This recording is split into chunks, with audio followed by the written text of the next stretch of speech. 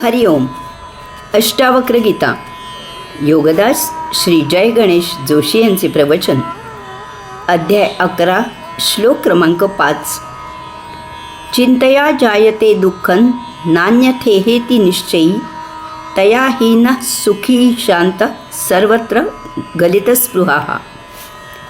भावार्थ. चिंतेमुळे दुःख निर्माण होते, त्यासाठी अन्य काहीही कारण नाही. असे जो चांगले जाणतो त्याच्या सर्व कामना क्षीण होतात आणि तो सुखी होतो, शांत होतो. माणूस मूलतः आनंदाचे झाड आहे, आनंदाचा फुलोरा आहे. या सृष्टी सौंदर्याचा छानपैकी आस्वाद घ्यावा, त्यात सर्वांना सहभागी करून आनंद वाटावा. आपण आनंदात असावे, हीच त्याची प्रवृत्ती आहे. तोच त्याचा स्थायी स्वभाव आहे. तेच त्याच्या जन्माचे आणि जीवनाचे एकमेव प्रयोजन आणि आयोजन आहे. परंतु त्याच्या या आनंदात विघ्न येते, ते म्हणजे तो करत असलेल्या चिंता. जीवन जगताना त्याला अनेक प्रकारच्या काळज्या असतात, त्या त्याचे आनंदमय जीवन दुःखमय करतात. आयुष्यात अनेक अडचणींना तोंड द्यावे लागते.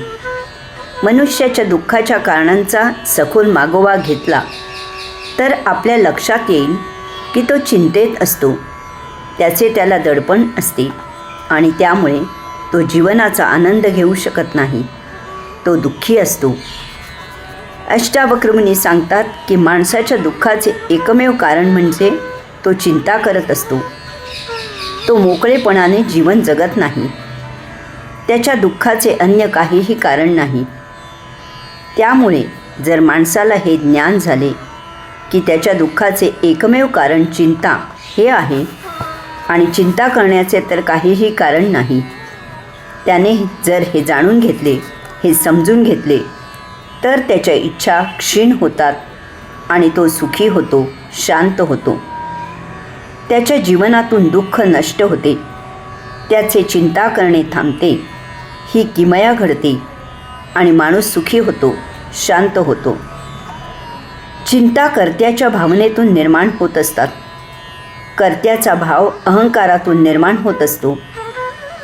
माणसाचा स्वकर्तृत्वावर फार भरोसा आहे.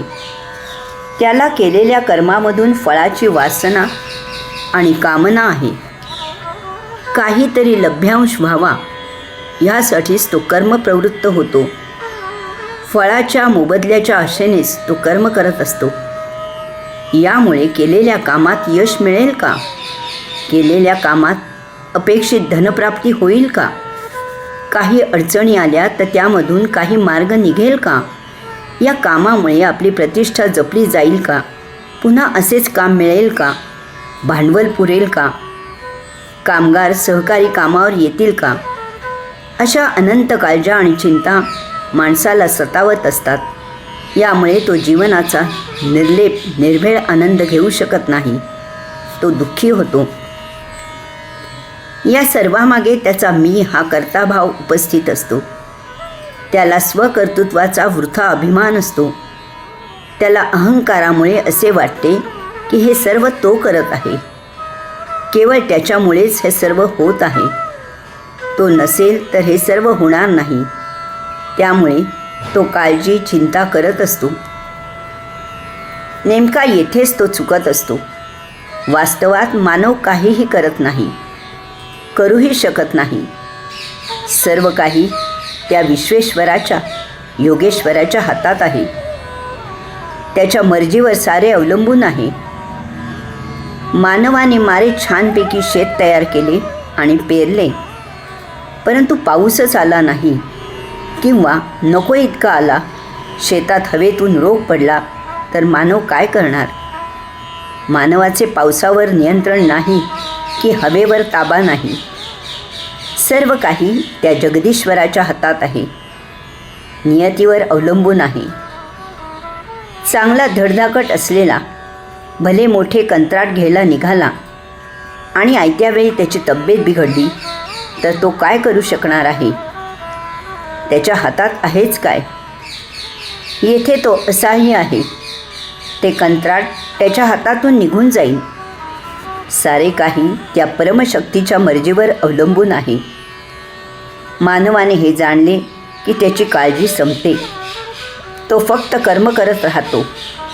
यश अपयश आदी चिंता तो परमात्म्यावर सोपवतो आणि स्वतः सर्वाला साक्षी राहून मोकळेपणाने जीवनाचा आनंद घेतो.